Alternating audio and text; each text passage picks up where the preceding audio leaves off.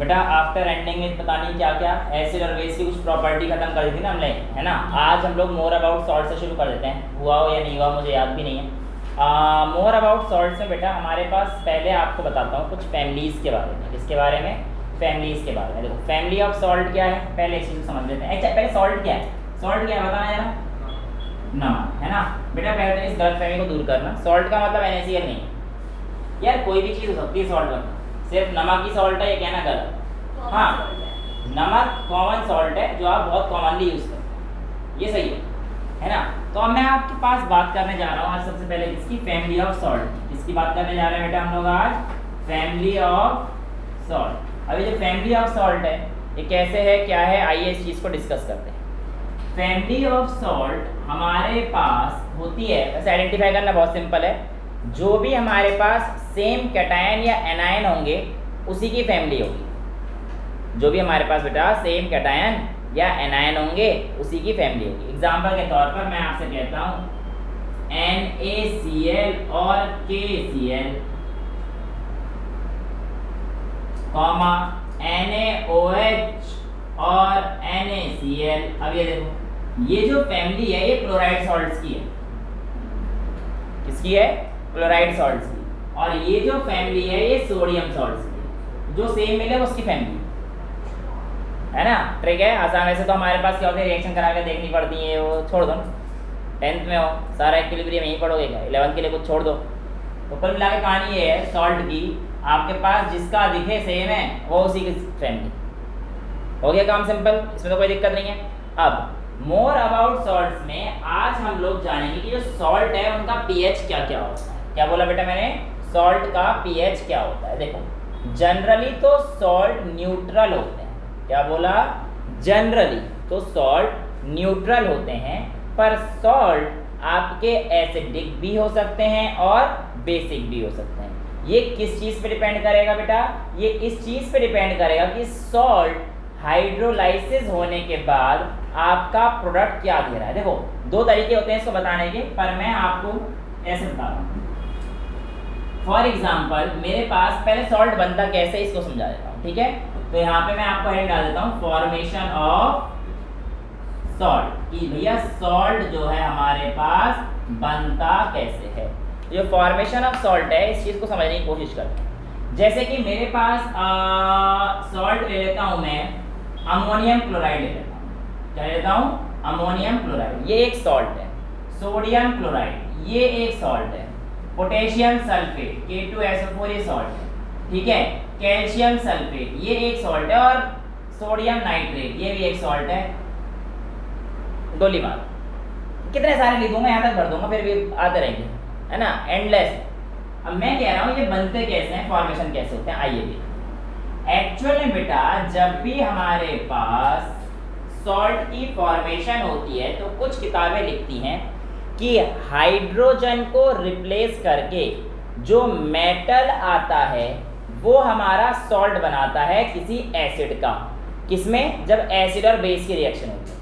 Sir कुछ ही पढ़ नहीं पड़ा, मुझे खुद ही नहीं पढ़ रहा, ये तरह समझाएगा तो मैं कैसे समझ में आएगा? अब समझ में आएगा। तो मैंने क्या बोला कि बेटा आपके पास जब भी एसिड और बेस की रिएक्शन होती है तो इस H+ आयन को जब मेटल आयन रिप्लेस करेगा तो वो हमारे पास सॉल्ट बन जाएगा। तो देखो हुआ तो यही ना बेटा, इस H आयन को N ने रिप्लेस कर दिया तो सॉल्ट। अभी यही तो बोला कि किसी भी एसिड और बेस रिएक्शन में जो हमारे पास हाइड्रोजन रिप्लेस करेगा कोई मेटल तो वो हमारे पास क्या बन जाएगा? सॉल्ट। ऑल दो it is not always necessary, इसलिए मैंने ये डेफिनेशन नहीं माना। क्यों? क्योंकि जैसे अगला मैं लिख लेता हूँ, देखो जैसे कि सोडियम हाइड्रोक्साइड है, ठीक है, और इसको मैं HCl के साथ लिखता हूँ। NH4Cl दिया था ना, देखो NaCl का सॉल्ट बन गया बेटा NH4Cl। तो अब इसमें देखो यहाँ पर H को कोई मेटल थोड़ी रिप्लेस कर रहा है, नहीं कर रहा ना। यहाँ पर आपका एक कंपाउंड है अमोनियम NH4 अमोनियम।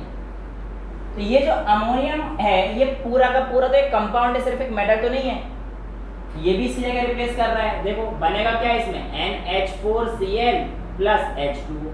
तो क्या ये मेटल था? नहीं, तो बस हम लोग ये लिखेंगे हाइड्रोजन को रिप्लेस करके जब कोई भी कंपाउंड जाकर चिपक जाता है एसिड बेस की रिएक्शन में, उसको हम लोग क्या बोलते हैं, सॉल्ट बोलते हैं। अब ये K2SO4 कैसे बना होगा, ऐसे बहुत सारे हैं। ऐसे K2SO4 किससे आया होगा बताओ, वेरी गुड। KOH प्लस दूसरा किससे होगा, H2SO4, मानेगा तो है नहीं है, तो इसको 2 करना पड़ेगा, है ना। तो ये क्या दे देगा बेटा, K2SO4 प्लस K2SO4 हो गया H2O के मेरे हिसाब से 2 मॉलिक्यूल निकल रहे हैं, है ना। तो ये चीज़ आप लोगों को पता ही है, इसमें तो शायद कोई दिक्कत हो ही नहीं। अब नेक्स्ट आते हैं कैल्शियम सल्फेट पर। ये कैसे बना होगा, CaO बेटा कोई सॉल्ट होता ही नहीं है, पानी में तो आपको मिलाना ही पड़ेगा, और पानी मिलाने पर calcium oxide CaO quick line हो जाएगा। मुझे कैल्शियम हाइड्रोक्साइड चाहिए, बेस चाहिए, OH आयन जिसमें होंगे वो बेस होगा। सिर्फ CaO लिखोगे, नंबर काट दूंगा, 0 दूंगा, काट के दूंगा, 0 दूंगा, ठीक है। तो CaOH होल ट्वाइस, इसको जब मैं बेटा H2SO4 के साथ मिलाता हूँ तो मेरे पास क्या बन जाता है, calcium sulphate CaSO4 plus H2O। यानी कि आप लोगों को बस आइडेंटिफाई करना है कि हमारे पास कंपाउंड किससे आता है। जैसे NaNO3 किससे आया बताओ, NaOH प्लस HNO3, ठीक है। ये कैसे आ गया बताओ, NaNO3 प्लस H2O। इसके अलावा हमारे पास ये भी हो सकता है Na2CO3। ये बताओ किससे आया होगा, ये आया होगा मेरे पास NaOH plus carbonic acid H2CO3 से। देखो रिएक्शन तो वही है ना, बेस एसिड की, तो रिएक्शन हमारे पास क्या आ रही है बताओ, Na2CO3 प्लस H2। तो मेरे को ये बताओ, आप लोगों को अगर मैं पूछूंगा कि भाई सॉल्ट का फॉर्मेशन कैसे होता है, तो आप दिए गए कंपाउंड में से आइडेंटिफाई कर लोगे, क्योंकि आपके पास जनरली 2-3 एसिड होंगे, है ना। नाइट्रिक एसिड का लिखवा दी एग्जांपल है, 3 एसिड होंगे, HCl, एक H2SO4, एक HNO3, ठीक है, एक H2CO3 कार्बोनिक एसिड हो गया। यही एसिड आप लोगों के पास है, एक एसिड दे देंगे CH3COOH, एसिडिक एसिड होता है। अगर आपसे कोई पूछे एसिडिक एसिड क्या होता है, टेंशन ना लो, ये सारी जिन मैं ऑर्गेनिक कार्बन कंपाउंड कराऊंगा चैप्टर 4 एसिटिक एसिड, तो ये होता है CH3COOH, ठीक है। अब जैसे मैं ये कर रहा हूँ NaOH, excuse me, again excuse me, NaOH plus CH3COOH, ठीक है। तो अब यहाँ पर देखो क्या होगा, H की जगह पर रिप्लेस होगा ना, H की जगह पर रिप्लेस होगा तो बेटा सॉल्ट आएगा इस बार। इसे बोलते हैं sodium salt of carboxylic acid. COOH carboxylic acid है, छोड़ दो अभी के लिए। बस मैं आपको बता रहा था कि जो मेरे पास CH3COOH सॉल्ट है, सर इसको सोडियम एसिड बोलते हैं। हाँ जी, पता नहीं क्या हो गया, हाँ सोडियम एसिड यही है, ठीक है। एसिटिक एसिड से आया तो वो एसिटेट यहाँ से हो गया, क्लियर है, कोई डाउट तो नहीं है। अब आपसे पूछा जाए कि भैया ये जो आपके एसिड बने हैं ना, सॉरी सॉल्ट जो बने हैं, ये सॉल्ट एसिडिक होंगे, बेसिक होंगे या न्यूट्रल होंगे, तो क्या कहेंगे हम लोग, हमें नहीं पता। हमें पता है, बस ये देखना है कि दिया गया एसिड और बेस क्या है। तो 3 केस बनते हैं। पहला केस, अगर आपके पास स्ट्रॉन्ग एसिड और स्ट्रॉन्ग बेस मिलाया है तो आपके पास न्यूट्रल सॉल्ट आएगा बेटा। 2 ताकतवर लड़के से, अब मेरे मान के चलो वेट 54 है, एक 54 किलो का इधर से आया, मैं उसे धक्का लगा रहा हूँ, वो मुझे धक्का लगा रहा है, तो कोई रिएक्शन बैलेंस हो जाएगा, तो न्यूट्रल बात बेसिकली न्यूट्रल रहेगी। तो भैया न्यूट्रल सॉल्ट यानी कि NaCl, लगता है पैसे कहीं से दिन भर नमक खा के आ रही होगी, अभी पानी पूरी खा के आएगी, शाम को पसीने वाले भैया वाले उसमें से, तो भैया स्वाद नहीं आ रहा, फिर भैया पिन्नी उतारेंगे अपने हाथ से, फिर मिला के देंगे, देखिए हाँ क्यों आ रहा है, उनके पसीने में नमक है। NaCl कैसे स्वाद है वो, मैं तो खाता हूँ, पर मैं अपने आप कहता भैया मैं खुद दे दूंगा, हाँ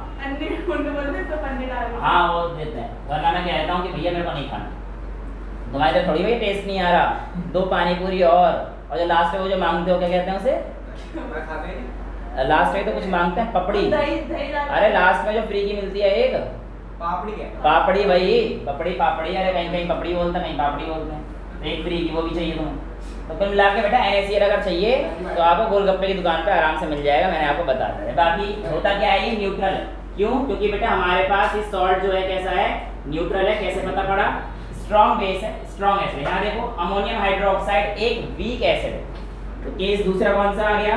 weak acid plus strong base. अब देखो बेस स्ट्रॉन्ग है तो हमारे पास जो सॉल्ट आएगा वो भी क्या होगा? बेसिक सॉल्ट होगा। तो इसका पीएच 7 से ज्यादा होगा। NH4Cl का किसका लिख दिया मैंने? क्या कर रहे हो? इसका थोड़ी लिखा है। NH4 तो वीक बेस है, एसिड तो स्ट्रॉन्ग है। क्या वही तो ये एसिडिक सॉल्ट बनेगा। ठीक है बेटा, ये बात। ये कैसा बनेगा हमारे पास? बताओ। Acidic salt. ठीक है, ये देखो ये कैसा बन जाएगा? न्यूट्रल। ये पोटेशियम हाइड्रोक्साइड अच्छा बेस है, ये भी अच्छा है। न्यूट्रल, ये भी अच्छा है, ये भी अच्छा है। न्यूट्रल, ये अच्छा है, ये भी अच्छा है। नाइट्रिक एसिड भी अच्छा है। ठीक है, ये भी हमारे पास क्या देगा? Neutral salt. ये देखो, ये देखो हैं। हाँ होता है, तो वाटर तो दे रहा है, क्या दिक्कत है? मेटल के रिएक्शन में करते हैं वो तो हम। याद है मेरे को, मेटल की रिएक्शन जब कराऊंगा तो मेरे को याद आएगा कि अच्छा स्ट्रॉन्ग ऑक्सीडाइजिंग एजेंट है, तो इसकी रिएक्शन जहाँ पर H2 तक रुक रही होगी तो वहाँ पे HNO3 की रिएक्शन H2O में कन्वर्ट हो जाती है। लेकिन अभी मैं इन बातों को वापस ले रहा हूँ, जो सुन रहे हैं उनको फॉरवर्ड कर दो इन सब चीज़ों को, बेकार की बातें करवाती है मुझसे। अच्छा यहाँ देखो जरा, ये कौन सा है? Strong base. कार्बोनिक एसिड बताया था मिनरल एसिड वीक है, तो यहाँ पे हमारे पास आ जाएगा strong base plus weak acid. तो हमारे पास ये कैसा आएगा? Basic salt. बेसिक सॉल्ट यानी कि Na2CO3 हमारे पास कैसा सॉल्ट है बेटा? बेसिक सॉल्ट है। लास्ट में ऐसा कर देता हूँ, इसको ऐसे लेता हूँ NH4OH प्लस CH3COOH। अब यहाँ पर देखो जरा ध्यान से, क्या बनेगा? CH3COO और अमोनियम आयन, CH3COO और let's say ammonium ion plus H2 तो बाहर है। ठीक है बेटा, H2 तो रिप्लेस करना है, तो H को कौन रिप्लेस करेगा? NH4 तो करके दिखाया था मैंने आपको ऊपर भी, है ना? तो यहाँ पर ये जो सॉल्ट बना CH3COO NH4, ये बताओ स्ट्रॉन्ग बनेगा या वीक बनेगा या बेसिक बनेगा, एसिडिक बनेगा? कैसा बनेगा? हाँ एक वीक है, हाँ तो दोनों वीक है, तो क्या होंगे? न्यूट्रल। चाहे दोनों स्ट्रॉन्ग हो या दोनों वीक हो, यानी कि चौथा केस क्या बनेगा? Weak base plus weak acid. तो भी जो सॉल्ट बनता है हमारे पास कौन सा बनता है? वो न्यूट्रल सॉल्ट, जिसका एग्जांपल आप लोगों के सामने ये तो न्यूट्रल सॉल्ट है। इसमें हमारे पास कौन सा है? Na2CO3 बेसिक सॉल्ट, ये न्यूट्रल है, NaOH HNO3 न्यूट्रल, ये न्यूट्रल, ये न्यूट्रल, ये एसिडिक, ये न्यूट्रल। ठीक है, समझ में आ गया सभी केस? कोई दिक्कत तो नहीं है? यहाँ तक कहानी क्लियर है?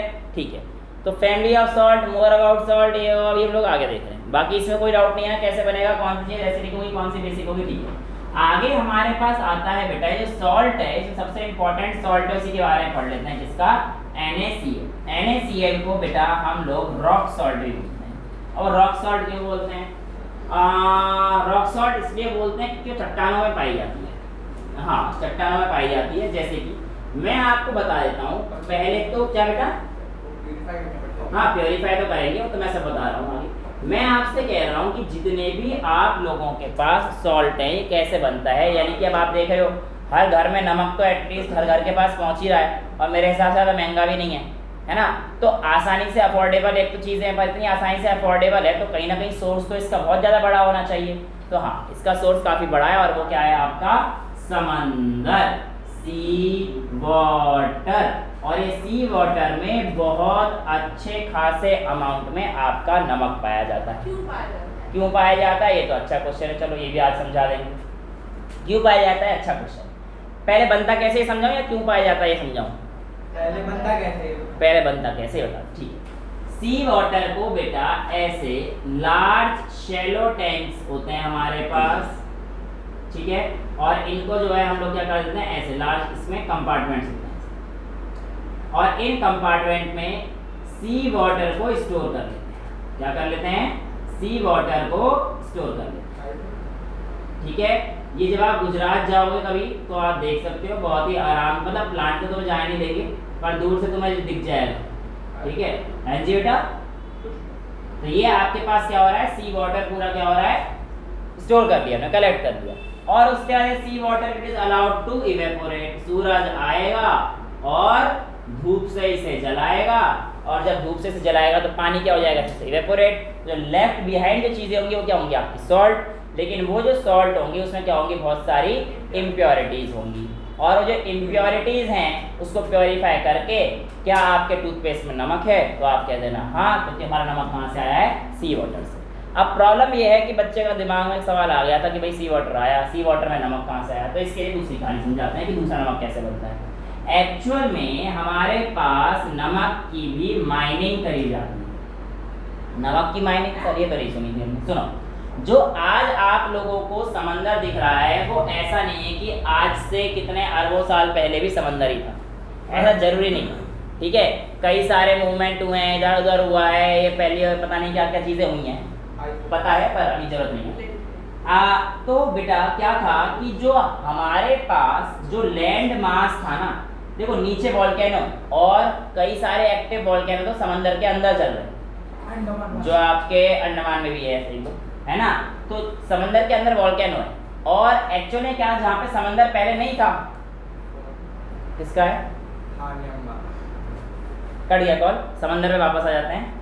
सात समंदर के नीचे क्या है उसको जानते हैं बेटा। समंदर के नीचे ना, आज जहाँ पे आपको समंदर दिख रहे हैं, यहाँ पे कभी लैंड हुआ करती, क्या हुआ करती थी, लैंड हुआ करती। पर ये लैंड, समंदर सूख गया होगा, समंदर में तो जब सूख गया लैंड थे, अब लैंड में क्या है, इतने सारे मिनरल्स हैं, मिनरल्स हैं, पानी भी मिला होगा, और सूखने के बाद क्या होगा, वो सारे एक जगह पर डिपॉजिट हो गए होंगे।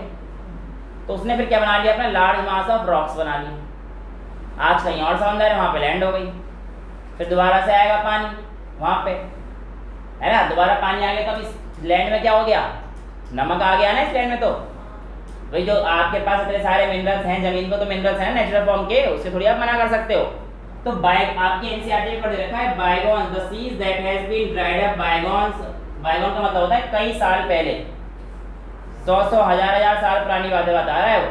तो यहाँ पे क्या है, हमारे पास पूरा का पूरा रॉक सॉल्ट है, बेसिकली ये रॉक है, चट्टान है ना, मैंने क्या बताया तुम, यहाँ पे चट्टान है, इस चट्टान को मैं काट के ले आऊंगा, ले बेटा ये चट्टान यहाँ रख दी मैंने, और ये चट्टान के पास क्या है, बहुत सारा नमक, लेकिन इस चट्टान के पास बहुत सारी क्या है, इम्प्योरिटीज हैं। तो इस चट्टान से जो मेरे को नमक निकालना है, उसके लिए बेटा मैं क्या करूँगा, इस चट्टान की माइनिंग करूँगा। तो इसलिए कहते हैं सॉल्ट माइनिंग, इस चीज़ को कहते हैं। तो यहाँ से भी आप लोगों के आता है सॉल्ट आता है, और जितना भी लार्ज इंडस्ट्री में सॉल्ट जाता है वो ऐसे।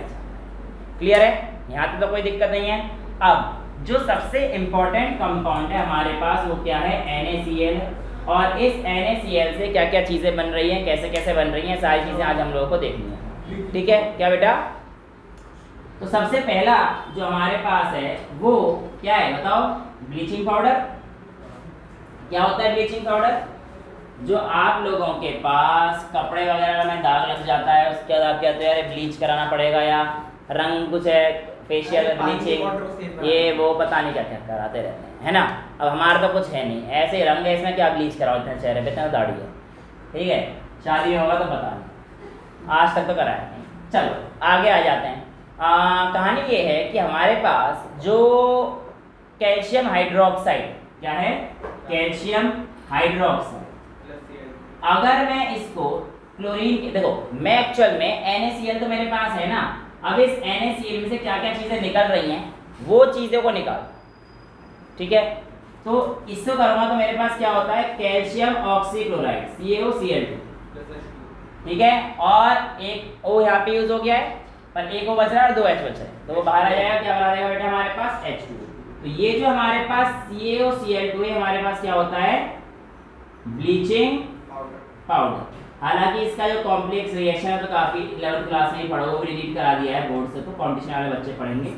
हाँ जी मैम चलो ठीक है, और डायरेक्टर ऑफिसर यहाँ पर हमारे पास बेटा CaOH होल ट्वाइस है, Cl2 से करें तो मेरे पास कैल्शियम ऑक्सीक्लोराइड, और कैल्शियम ऑक्सीक्लोराइड कैसा काम करता है, ब्लीचिंग पाउडर। ब्लीचिंग पाउडर कहाँ पे यूज़ होता है, आपकी टेक्सटाइल इंडस्ट्री में, आपके लॉन्ड्री में, वहाँ पे इन सबको काम किया जाता है, ठीक है, यहाँ तक कोई दिक्कत तो नहीं है। अच्छा अब यहाँ पर आप लोगों को 2-3 चीज़ें और हैं जो आपको पता रहनी चाहिए कि NaCl का और कहाँ पे इस्तेमाल करते हैं।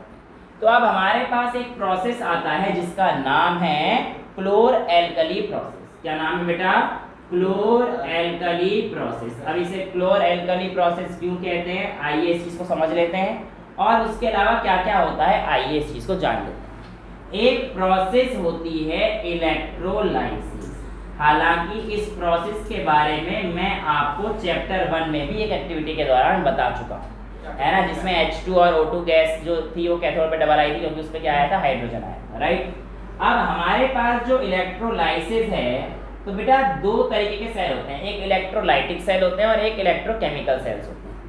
आप जो पढ़ने जा रहे हैं वो इलेक्ट्रोलाइटिक सेल है। मुझे कैसे पता पड़ा, क्योंकि आपके पास जो दिया गया है उसमें जो एनोड है उसको पॉजिटिव मानना है, ठीक है। इलेक्ट्रोकेमिकल सेल में एनोड नेगेटिव होता है, लेकिन अभी हम लोग इलेक्ट्रोलाइटिक सेल्स की बात, क्योंकि इलेक्ट्रोलाइसिस कराना है तो हम लोग इलेक्ट्रोलाइटिक सेल की बात कर रहे हैं।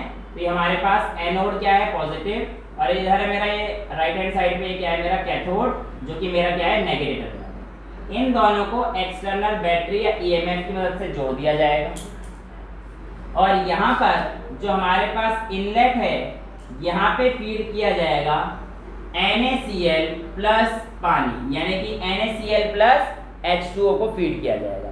जो NaCl का एक्वस सॉल्यूशन है बेटा, इसको हम लोग ब्राइन बोलते हैं। तो what is brine? The aqueous solution of sodium chloride is called brine. Simple भाई, NaCl को पानी में डाला तो एक्वस सॉल्यूशन बन गया ना बेटा वो, तो इसको जब पानी में डालता है तो इसे क्या बोलते हैं, ब्राइन। तो जो हमारे पास ब्राइन होती है, जब ये पानी में जाती है तो इसकी इलेक्ट्रोलाइसिस होती है, तो हमारे पास प्रोडक्ट क्या क्या मिलते हैं आइए देख लेते हैं। NaCl प्लस H2O को बेटा जब मैं मिलाऊंगा तो इसमें से क्या क्या मिलता है, Na के साथ OH मिल जाता है, इसके अलावा मेरे को H2 मिलता है, इसके अलावा मेरे को Cl2 मिलता है।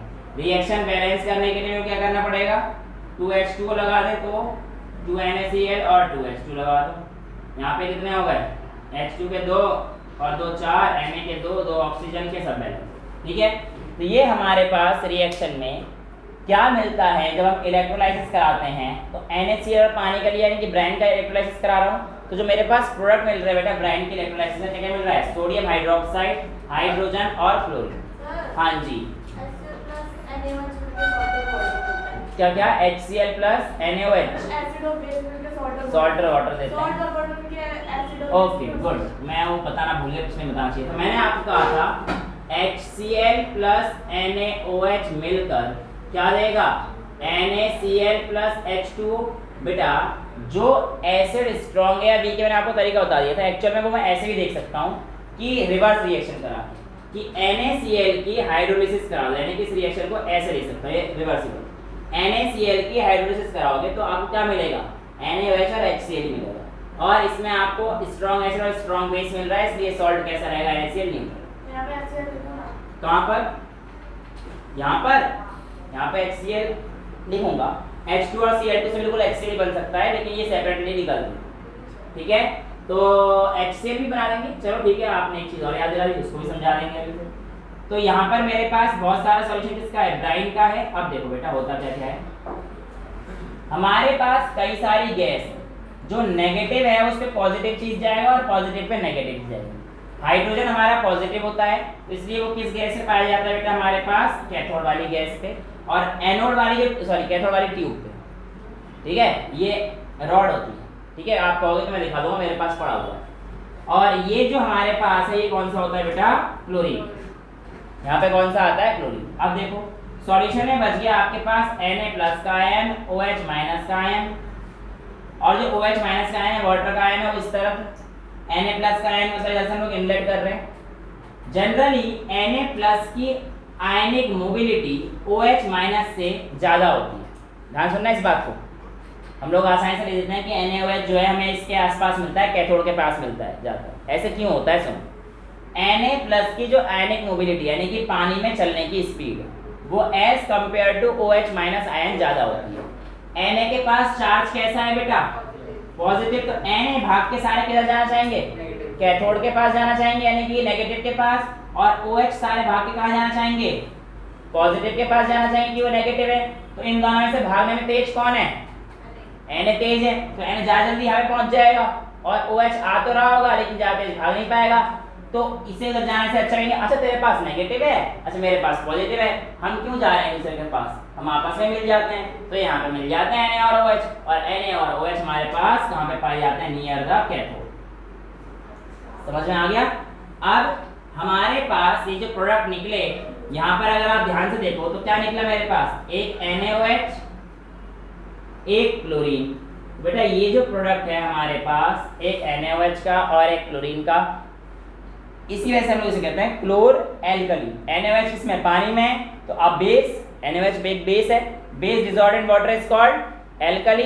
तो एल्कली और क्लोरीन दोनों ही हैं, इसलिए इस प्रोसेस को हम लोग क्या कहते हैं बेटा, क्लोर एल्कली प्रोसेस। क्लियर है, यहाँ तक कोई डाउट नहीं है।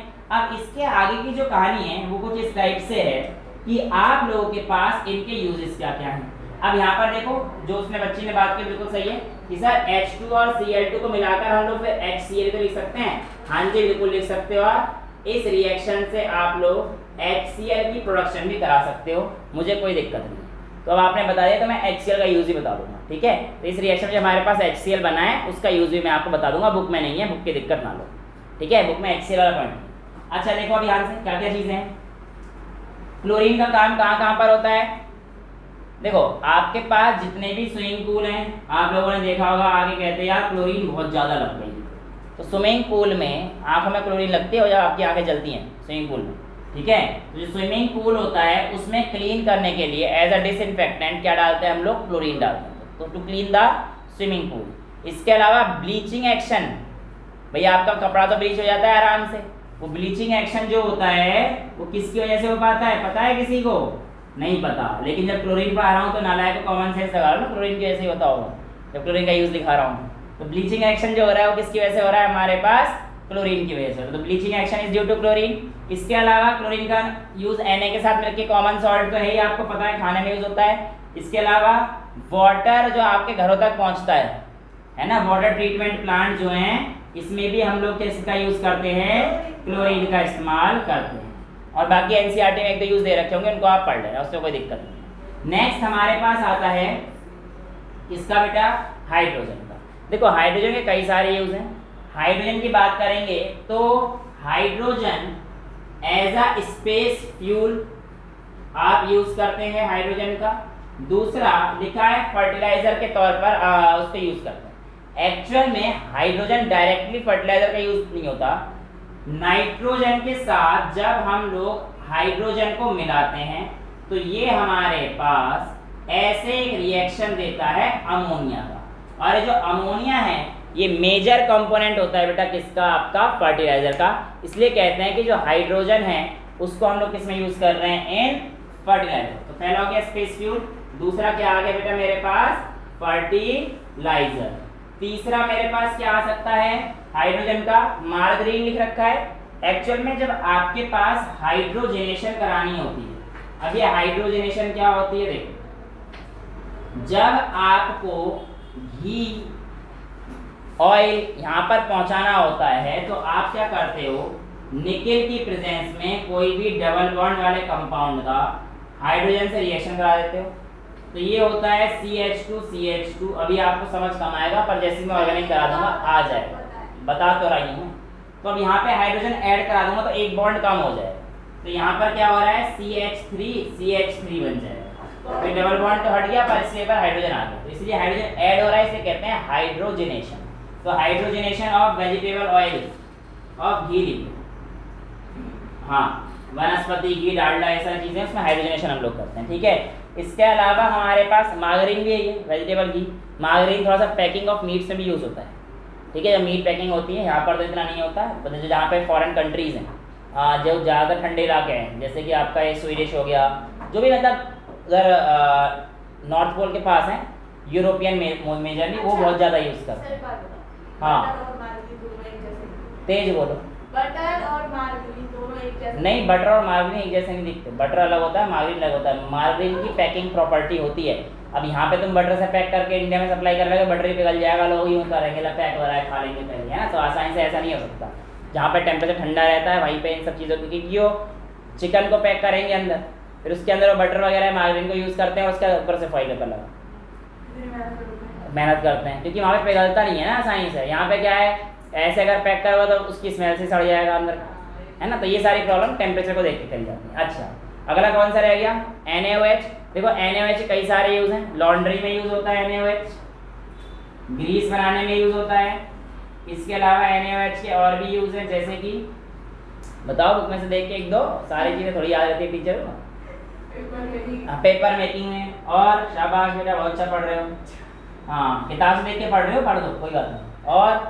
और है आर्टिफिशियल फाइबर्स। आर्टिफिशियल फाइबर्स में है ना, तो ये सारी चीज़ें एनसीईआरटी में है, वो आप लोग लिख लेना। होते कैसे हैं इसमें? बेटा जो हमारे पास इसका होता है, इसका नेचर होता है, पेपर में कैसे हो जाएंगे? पेपर में हेल्प करता है, कैसे करता है चेक मेरे को भी करना पड़ेगा, ठीक है। तो बस पेपर मेकिंग में यूज होता है, पर क्वेश्चन अच्छा है, मैं इसको अगली क्लास में देख के बता दूंगा, ठीक है। यहाँ तक आप लोगों को क्लियर है सारी चीज़ें, क्लोरल प्रोसेस है ना, फैमिली ऑफ सॉल्ट्स और वो सारी चीज़ें, एसिड सॉल्ट, बेसिक सॉल्ट, ये सारी चीज़ें आप लोगों को क्लियर है, इसमें तो कोई दिक्कत नहीं है। तो आज की क्लास हम लोग क्लोरल प्रोसेस पे ही रोकेंगे, अगली क्लास में चैप्टर आपका खत्म हो जाएगा। That's all for today, thank you so much.